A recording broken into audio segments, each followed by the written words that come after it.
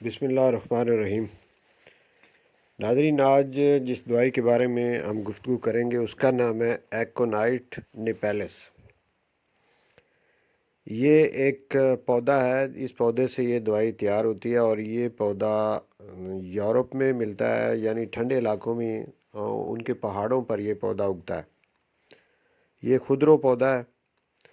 اس پودے کو دوائی کے مقصد کے لیے جب آپ نے لینا ہو تو پھر جب اس پر پھول آئے ہوں تو اس وقت یہ پودا اکھاڑا جاتا ہے، لیکن اس کی جڑیں دوائی کے مقصد کے لیے استعمال نہیں ہوتی۔ جڑوں کو کاٹ کے الگ پھینک دیا جاتا ہے اور باقی تنا، پتے، پھول، یہ سارا حصہ جو ہے یہ لے لیا جاتا ہے اور اس سے ہومیوپیتھک فارماکوپیا کے مطابق دوائی تیار کر لی جاتی ہے۔ تو ناظرین، یہ جو دوائی ہے، چونکہ یہ پودا جو ہے یہ پوائزنس ہے، زہریلا پودا ہے، اور یہ دوائی بھی زہریلے اثرات رکھتی ہے۔ اور دوسری یہ بات کہ یہ پودا جو ہے یہ برف پوش پہاڑ جو ہوتے ہیں، یعنی انتہائی ٹھنڈا علاقہ جو ہے وہاں پہ یہ پودا اگتا ہے۔ ایک خاصیت اس کی یہ بھی ہے اس دوائی کی کہ ایسی بیماریاں جو کہ ٹھنڈک کی وجہ سے لگتی ہوں، ان بیماریوں میں یہ دوائی استعمال ہوتی ہے اور پوائزنس اثرات رکھتی ہے، تو اس لیے یہ بڑی تیزی سے اثر کرتی ہے۔ تو ایسی بیماریاں جو بہت سڈنلی کسی شخص کو لگ جاتی ہوں، اچانک آتی ہوں، کوئی مطلب پہلے کسی قسم کا کوئی علامت، کوئی سمٹم ایسی اس کو شو نہیں ہو رہی ہوتی، لیکن سڈن وہ بیمار ہو جاتا ہے۔ تو ایسی بیماریاں جن میں کوئی شخص سڈن جو ہے مبتلا ہو جائے، جیسے باہر نکلے تو ٹھنڈی ہوا کا جھونکا لگے اور فوراً اس کا گلا خراب ہو جائے، بخار ہو جائے یا اور کچھ سمٹم پیدا ہو جائیں، تو ایسی تمام بیماریوں میں یہ دوائی استعمال ہوتی ہے۔ ان تمام سمٹم کا ذکر ہم آگے چل کے کریں گے اور پوری ڈیٹیل اس کی جو ہے وہ آپ کے سامنے رکھیں گے کہ باڈی کے کن کن ایریاز پہ اس دوائی کا زیادہ پرومیننٹ یعنی اثر ہے۔ تو یہ دیکھنے کے لیے کہ اس کا فزیالوجیکل ایکشن کیا ہے، یعنی موڈ آف ایکشن کیا ہے، وہ میں آپ کو بتاتا ہوں کہ سب سے پہلے تو یہ سیریبرو اسپائنل نروس سسٹم جو ہے اس پہ یہ دوائی اثر کرتی ہے، یعنی برین کا حصہ، سیریبرم پورا، اور اسی طرح سے اسپائنل کارڈ جو ہے وہ سارا ایریا جو ہے اس پر اس دوائی کا اثر ہوتا ہے۔ اور اس کے بعد اگلا سٹیپ یہ ہوتا ہے کہ سویلنگ پیدا ہو جاتی ہے، اور سویلنگ پیدا ہونے کے بعد پھر آگے کچھ بیماریاں پیدا ہوتی ہیں جن کی ایک لمبی چین چلتی ہے۔ تو ان بیماریوں پر بھی ڈسکس کریں گے کہ کون کون سی بیماریاں جو ہیں وہ اس سویلنگ کی وجہ سے پیدا ہوتی ہیں اور کن بیماریوں میں یہ دوائی جو ہے ہم استعمال کر کے اچھے رزلٹ لے سکتے ہیں۔ تو اس میں اسپائنل کارڈ اور برین کے علاوہ میں آپ کو اور بھی بتاؤں کہ کون سا ایریا ہے، میوکس میمبرین اور سیرس میمبرین، ان دونوں پر بھی باڈی کے اندر جہاں جہاں سیرس میمبرین ہوگی اور جہاں جہاں میوکس میمبرین ہوگی وہاں پر بھی اس دوائی کا اثر ہوگا۔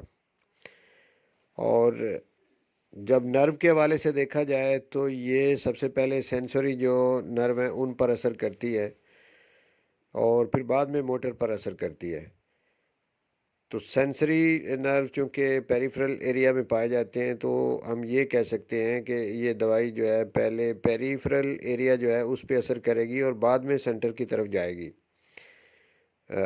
یعنی اگر کسی کو ٹھنڈ لگتی ہے تو اس کے ہاتھوں کو، پیروں کو، سر کو یا سکن کو باہر والے ایریا سے ٹھنڈک کا احساس ہوگا اور سینسوری نرو کے ذریعے سے وہ سیریبرم تک یعنی سینٹر تک وہ اثر جائے گا، اور اس کے بعد سینٹر جو ہے وہ چونکہ موٹر نرو کو چلاتا ہے تو پھر موٹر نرو پہ اثر ہوگا۔ اسی طرح بلڈ ویسلز پر بھی اس دوائی کا اثر ہے، لیکن بلڈ ویسلز تین طرح کی ہوتی ہیں، آرٹریز ہوتی ہیں، وین ہوتی ہیں اور کیپیلریز ہوتی ہیں۔ تو یہ دوائی جو ہے یہ آرٹریز اور کیپیلریز پہ اثر کرتی ہے، وین پر اتنا اثر نہیں دکھاتی۔ تو ایسی کچھ بیماریاں ہوں گی جو اس دوائی کے دائرہ اثر میں آئیں گی، یعنی جو آرٹری سے ریلیٹڈ ہوں گی یا کیپیلری سے ریلیٹڈ ہوں گی، وین سے ریلیٹڈ نہیں ہوں گی۔ इसी तरह से इसका असर मसल्स पर होता है और स्पेशली कार्डियक मसल जो हैं उन पर ज़्यादा असर इसका होता है। ये असर इस तरह से करती है कि सबसे पहले तो कंजेशन उस एरिया में पैदा हो जाती है या इन्फ्लेमेशन पैदा हो जाती है और उसके बाद कुछ बीमारियां जो हैं वो सामने आती हैं।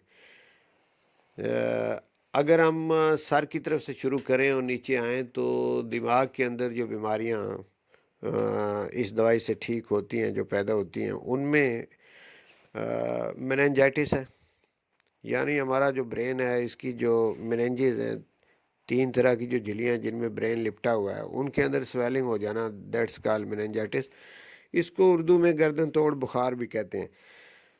ये छोटे बच्चों को अमूमन ये हो जाता है और उसमें स्टिफनेस आ जाती है, उनकी गर्दन में अकड़ाव आ जाता है और फिट्स पड़ते हैं और आंखें जो हैं वो बच्चा एक जगह पर उसकी फिक्स हो जाती हैं। तो ऐसी कंडीशन में एकोनाइड जो है इसका इस्तेमाल बड़ा अच्छा साबित होता है।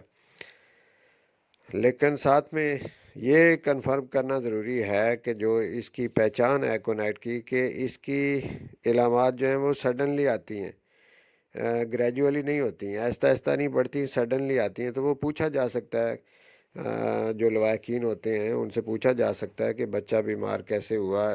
तो जब वो बताएं कि अचानक ही इसको ठंड लगी और ये बीमार हो गया, तो ये एकोनाइट की अलामत होगी। फिर दूसरी पहचान इसकी ये है कि इसकी अलामत में वायलेंसी होती है, यानी कि शिद्दत होती है, वायलेंट होती हैं इसकी जो सिम्टम होती हैं। तो शिद्दत भी आप इसकी एक मेजर अलामतों में से आप एक अलामत तस्वर कर सकते हैं। इन्फ्लेमेटरी होती हैं इसकी जो सिम्टम होती हैं, इन्फ्लेमेशन का होना ज़रूरी है। तो इन्फ्लेमेशन अगर हम मेनिंजाइटिस के हवाले से देखें तो वो इन्फ्लेमेशन ही है उन मेनिंजेस के अंदर जिसकी वजह से वो बुखार हुआ। और कुछ ये भी होता है कि जब सेरिब्रम एरिया जो है, जब उसमें इन्फ्लेमेशन होती है तो कुछ दिमागी लम्हात इस किस्म की भी हो जाती हैं कि पेशेंट जो होता है उसको डेथ का फियर हो जाता है। वो प्रिडिक्शन भी कर देता है कि मैंने फ़लाँ दिन फ़लाँ वक्त फ़लाँ कुछ टाइम के बाद मैंने यानी मर जाना है। यानी इस तरह का उसको एक खौफ सा पैदा हो जाता है और वो उसकी प्रेडिक्शन भी कर देता है। दूसरा ये कि सेंसिटिविटी भी इस दवाई में पाई जाती है कि जो भी इलामात होंगी वो, जैसा कि अगर आँखों की इलामात में सेंसिटिविटी देखनी हो तो रोशनी उसे बर्दाश्त नहीं होगी। कानों के हवाले से देखें तो उसे शोर बर्दाश्त वो पेशेंट नहीं कर सकता। मसलन अगर कोई म्यूज़िक लगा ले उसके करीब तो उसे अच्छा नहीं लगेगा। तो ये सेंसिटिविटी की तरफ ये अलामत इशारा करती है। तो सेंसिटिविटी जो है ये भी एकोनाइट की एक बड़ी अलामत है।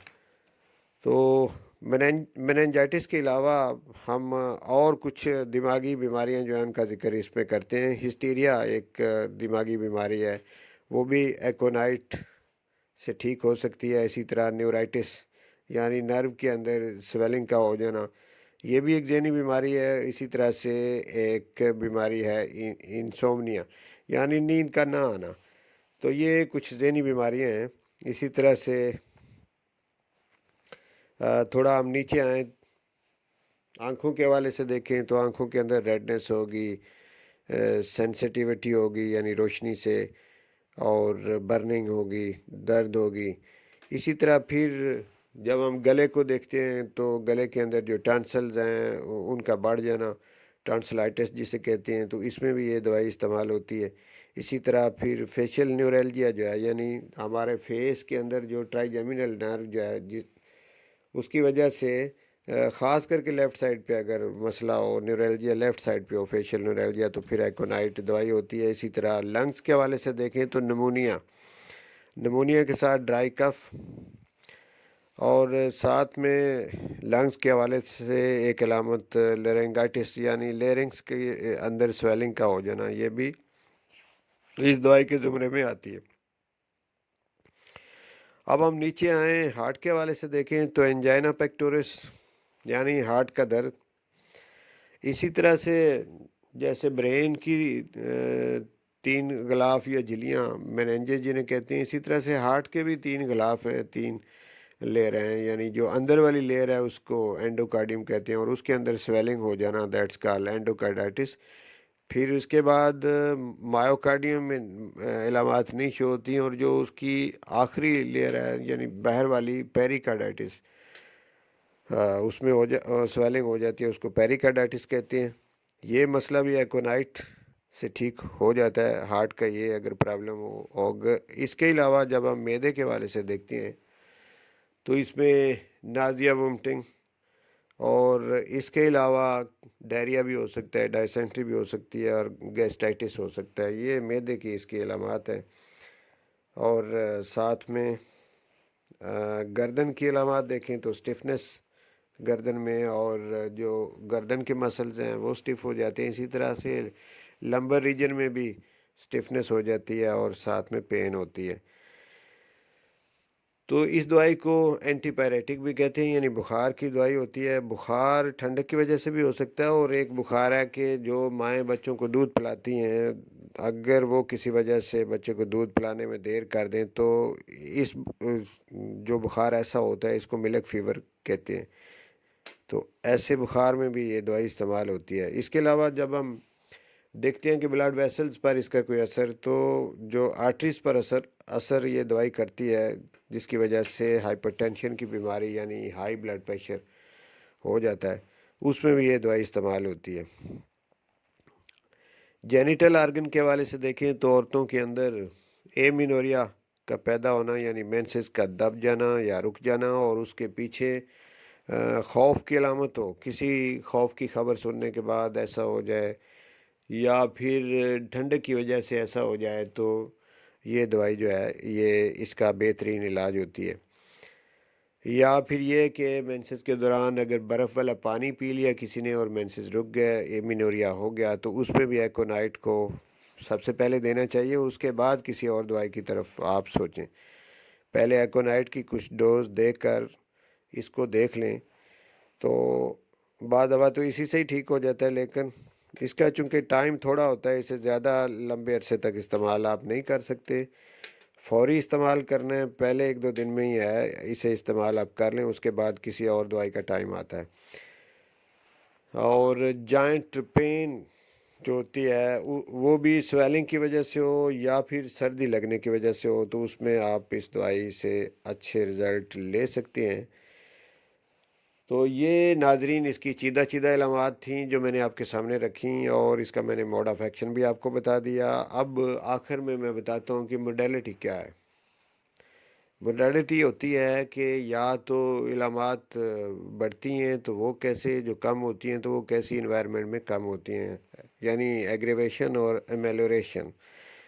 तो एग्रेवेशन इसकी है कोल्ड, फियर, और इवनिंग टाइम और नाइट।